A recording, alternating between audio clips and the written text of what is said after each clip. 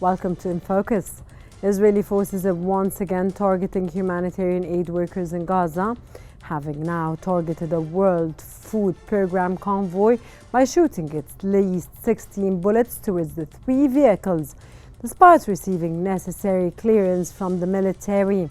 Meanwhile, U.S. envoy Amos Hochstein, following meetings with top Lebanese officials, says Israeli withdrawals will continue until the Israeli army is completely out of the country.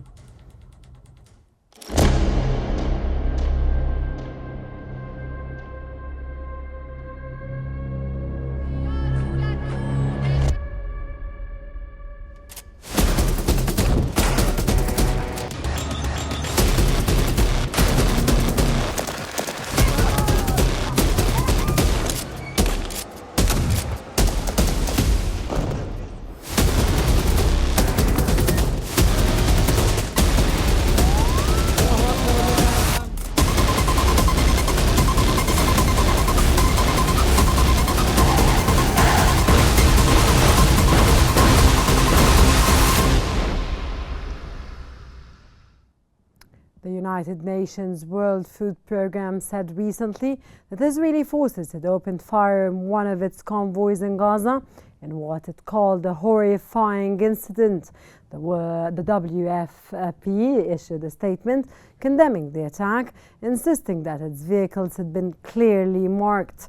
It added that the convoy of 3 vehicles carrying 8 staff members from central Gaza to Gaza City was struck by 16 bullets near the Wadi Gaza checkpoint on Sunday, causing no injuries but immobilizing the convoy. The vehicles were clearly marked and had received prior security clearances from Israeli authorities, a WFP statement reported.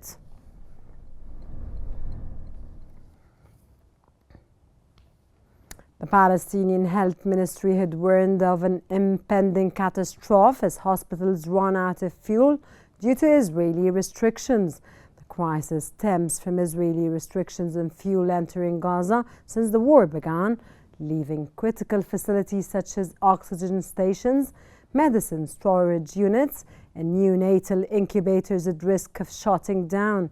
The ministry also accused Israel of forcing 8 convoys to take dangerous routes prone to theft, further complicating the delivery of essential supplies to the besieged enclave.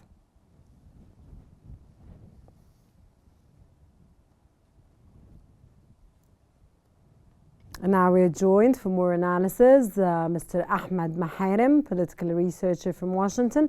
Welcome, sir, and it's a pleasure to have you with us on the show.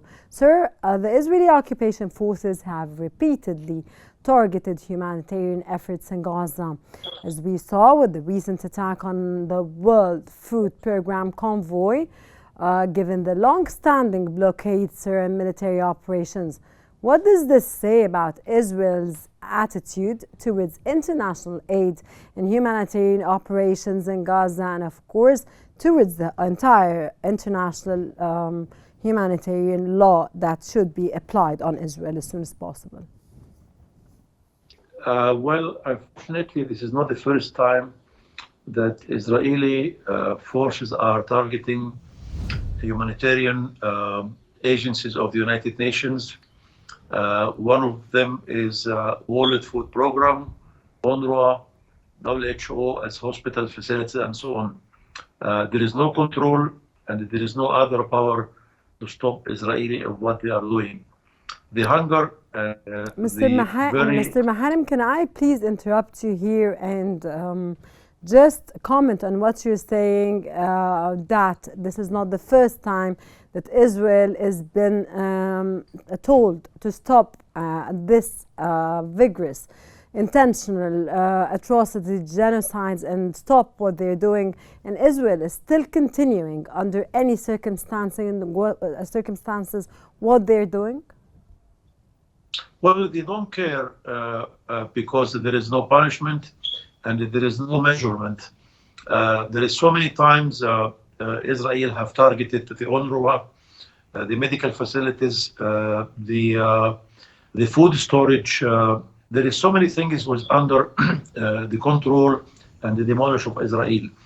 So many times, the United Nations General Assembly, the United Nations Secretary General Antonio Guterres have addressed more than one time warning to Israel, and he condemned exactly what they Yes, are true, doing sir. on the Palestinian. Unfortunately, we found on the other side the Israeli are attacking and insulting such a personality of Secretary General, or asking him either to resign or to give an apology of what he said. So this is for the first time in the policy and diplomat to find such a country are ignoring the total country of the United Nations, 193 countries. We have seen so many occasions that Israeli politicians and the Israeli military, they don't give, I'm sorry to say, any damn care because of different things. One of them are supported 100% by the political of the American administration under any Democratic or Republican. Usually the vote of the Okay, sir, America I is. got your words, Mr. Maharem, and I just want to be back again to the World Food Programme convoy, which the United Nations has described the attack, of course, on this convoy as horrific. How do you see these actions impacting the international community's perception of Israel's war tactics, sir?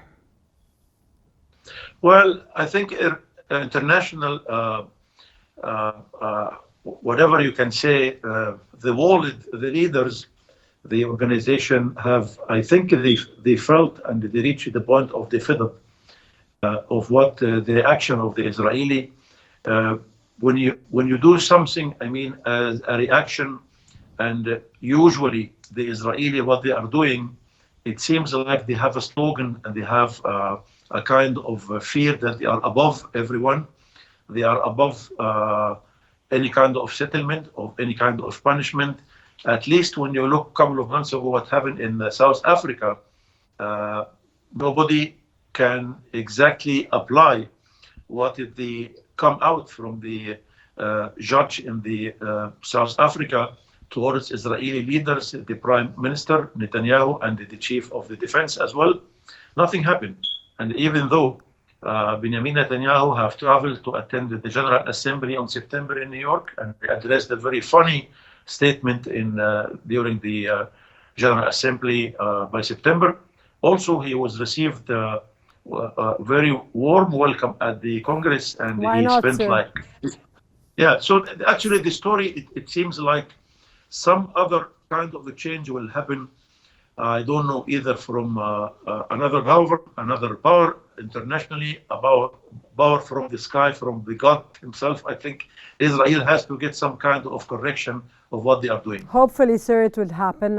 Sir, don't you think it's awkward that the convoy was reportedly given prior security clearance by Israeli authorities, with the IOF still opening fire on it? What does this indicate about the reliability and integrity of Israeli assurances to humanitarian organizations operating in Gaza? Is this a sign of broader policy of deliberate obstruction to aid efforts, sir? Well, unless we can see something on the ground tangible to make us, or to make the world believe that Israel can change their kind of view, they still, the Palestinian, under all this kind of treatment, the suffering. There are hundreds, at least roughly by every day, are leaving their lives. No matter it's by the attack or but the absence of the medical facilities, it's by hunger and thirsty. It's under any circumstances, even the weather condition also, it's coming against those people are living under tents. So the whole story looks like it's chaos. And someone has to give a better advice to Israel not to continue like that, because nobody will accept that the war will be more than 15 months and that the result is exactly too bad and too sad towards the Palestinian citizen. 2 million are living under these circumstances. Very unbelievable, very unacceptable. That was Ahmed Maharim, political researcher from Washington. Thank you, sir, very much for your insights. And now let's move on to the recent latest developments in Lebanon.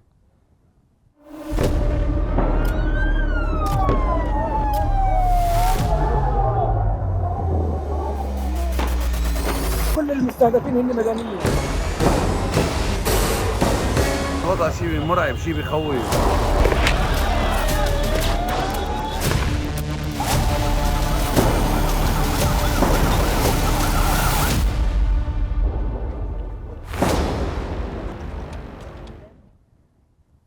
In a news conference in Lebanon following meetings with top Lebanese officials, U.S. envoy Amos Hoxton said Israeli withdrawals would continue until the Israeli army was completely out of the country. The Washington Post reported that Israeli forces withdrew from the southern Lebanese town of Naqoura as Hoxton traveled to Beirut and chaired a meeting of committee tasked with monitoring the ceasefire. Since the ceasefire came into effect, Israel has continued to launch airstrikes, carrying out detonations and bulldozing operations on buildings across southern Lebanon on a daily basis and advancing into areas it did not reach during the fighting. Meanwhile, the Lebanese army is preparing to deploy in southern areas following the withdrawal of Israeli forces behind the Blue Line. Military vehicles and UNIFIL units have gathered in El Biada, ready to secure Naqoura and other key locations. For the first time, a patrol will inspect sites in Ayat el-Shab, vacated as part of the Israelis' repositioning. The move reinforces Lebanon's efforts to maintain sovereignty and stability in the border region.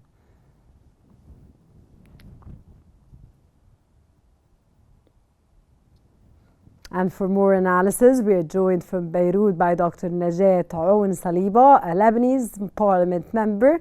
Thank you very much for joining us on the show. And in your opinion, how significant is the timing of Hoxton's visit, especially in light of the reportedly continuous Israeli violations of the ceasefire? Thank you for inviting me. Good evening to you and to the listeners and viewers of Qnews.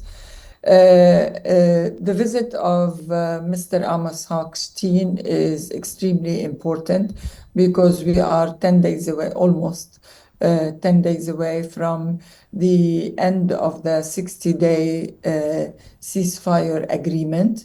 And it was supposed to show within those 60 days that the Lebanese army forces has taken over all the occupied territories by the Israeli forces. As we see on the ground, we saw a very shy retrieve of the IDF back to Israel, and we still see also raids and strikes and even bombing of some of the areas, let alone the burning of some of the houses that really don't have anything to do with the war. So from one hand, we see a huge atrocity and continuation of the destruction of the villages in the southern Lebanon. And at the same time, we see from the other hand, an extreme determination of the Lebanese army forces to really take over the occupation and to really spread their military forces and their presence on all the territories of Lebanon.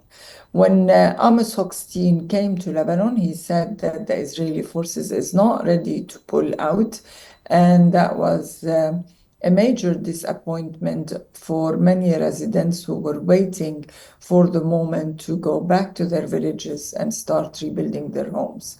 So this has created some tension also because people are now left in limbo. We looked back at the ceasefire agreement, and unfortunately, it does not Dr. Najat, the citizens are disappointed. Absolutely, because they were waiting anxiously to go back to their villages and to check on their homes. And even if their homes were destroyed, they wanted to go back, look after their agricultural field and look after their homes and start rebuilding what was destroyed. But what is extremely important is that the ceasefire agreement, when you look at it very carefully, it's true. It says that the overall period of the ceasefire agreement is 60 days, but the phasing out of the presence of IDF is mentioned without any time limit or schedule for their retrieval. And that is a gap in the way the ceasefire agreement was drafted. As the Lebanese army begins deploying to the southern areas, to what extent has the deployment of the Lebanese army south of the Litani River been implemented since the ceasefire came into effect? Excuse me, the Lebanese army forces was able to really spread and be present in all the places that was allowed for her to go in. We are so proud of the Lebanese army forces today in particular that they have taken the head of the Nakura place, and they have really also took over the tower, where they have really a control over the whole area. This is an extremely strategic point that was today handed over to the Lebanese army forces. I want to say that they are doing their utmost best to really be present and to spread their sovereignty and their presence over the territories that they are handed to them.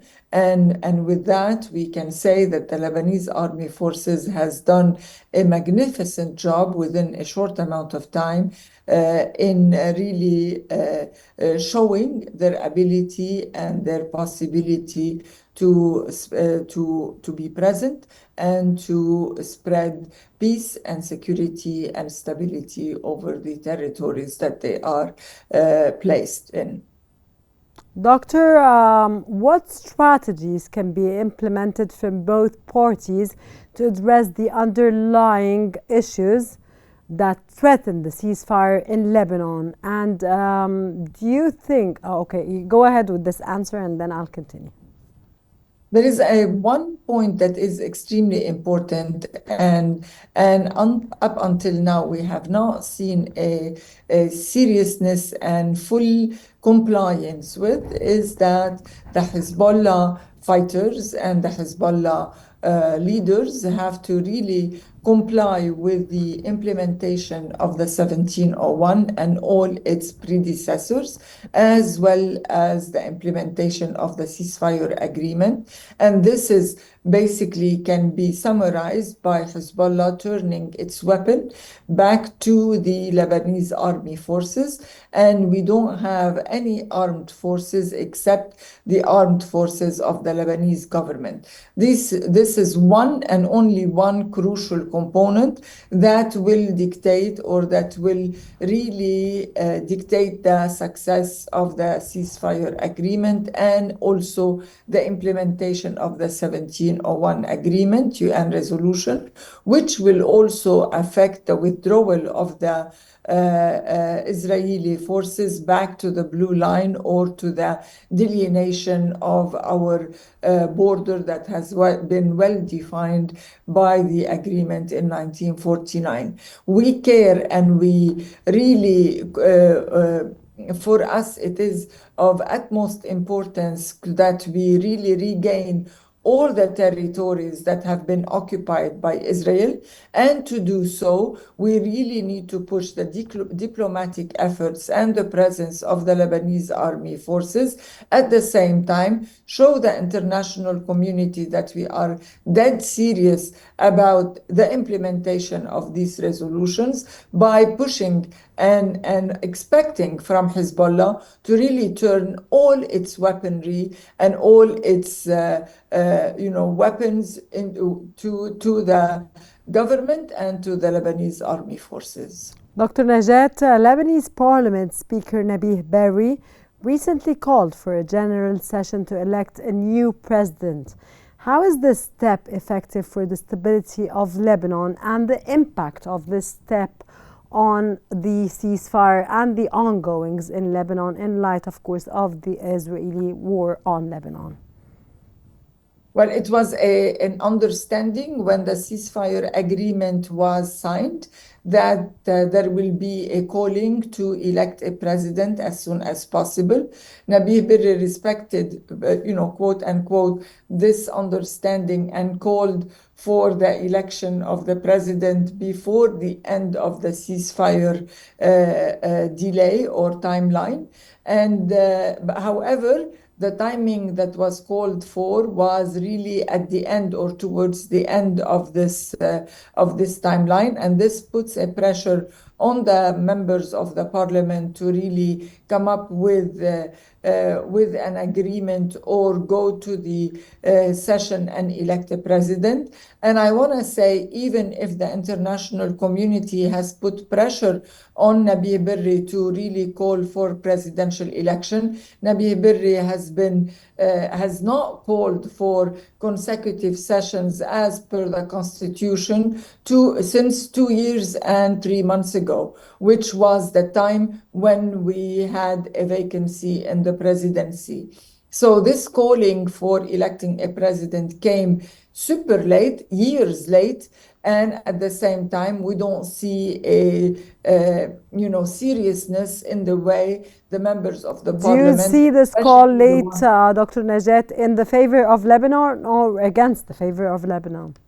It is definitely in the favor of Lebanon because we really need to reinstate the institutions. We need to have a president who will be able to do all the negotiations and the discussion on behalf of Lebanon. The Speaker of the House is not the president and cannot carry out all of these negotiations. If we have an executive body starting with the president and then with the prime minister and a cabinet, this body will be the one that is basically mandated to do all these negotiations on behalf of the Lebanese people and not on behalf of one sect or one side, one group of the Lebanese people. Okay, given the ongoing Israeli violations, what do you think Lebanon needs to do to ensure that Israel does not consolidate its occupation in the south beyond the ceasefire period, which ends on the 25th of January? This is the scariest thought that we all have, is that we really need to show the international community that we are serious in implementing the resolutions, and we care about every single inch of our territory, of our land, and we want it back, and we want to finish the occupation of the Israelis on our territory.